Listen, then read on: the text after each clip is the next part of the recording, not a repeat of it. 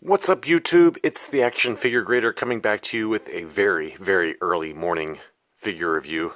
My family is still sleeping, so I'm talking in my low voice. I'm talking in my library voice, so I don't wake them up. But I felt like talking about another figure today, and I thought today we'd take a look at The Last Jedi Black Series version of Captain Poe Dameron. I never would have bought this figure if it had not been included in a wave that included a number of other Last Jedi figures that I really wanted. But this was included as part of that wave, and I bought the collector upgrade versions that were all very high quality and grade worthy. So this was one of them. I don't think it does the character justice very well, but Poe Dameron is one of my favorite characters from the new canon. Since Disney took over, and I loved him in The Last Jedi. I thought that the first movie or the first scene in the Last Jedi was awesome, where he incapacitated the Star Destroyer and had some pretty good comic relief talking to Admiral Hux.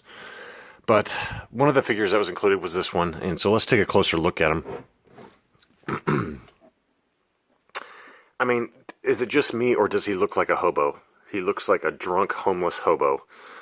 I don't know. I mean, it even looks like he's got like a pot belly. But I don't know what it is about this mold, but I just don't think it does a very good job of capturing Poe Dameron.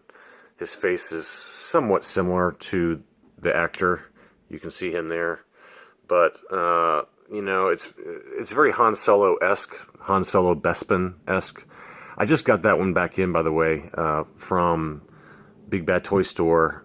It's a newer figure that was just released in the last month or so, so I'm looking forward to getting that graded. But he's got the thigh holster just like Han did in The Empire Strikes Back, in a very similar outfit. The mold is just, I don't know, maybe it's just me, I'm being overly picky, but I don't think that the mold does a great job, the face mold. But he's got that nice 5 o'clock shadow.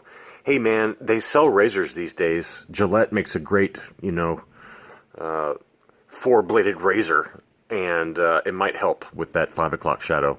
Here's his pistol, silver with a nice accent on the trigger handle there, and you can see the holster right there across his thigh and waist.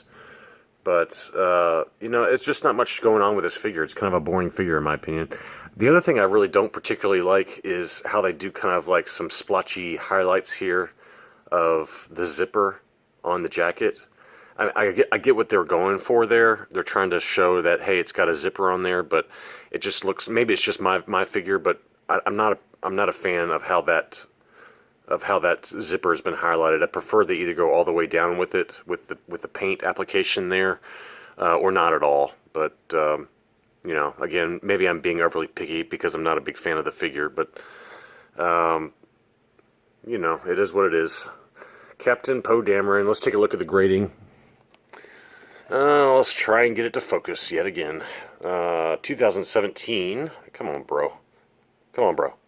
2017 Hasbro Star Wars Black Series Captain Poe Dameron 9.0. So, it came back with a near mint score for, modern grading, so I can't complain but so much. But it's just, I mean, come on. Do better, Hasbro. Do better. I don't know if it needs, like, a mic or something else to go along with a figure, because he's just so plain.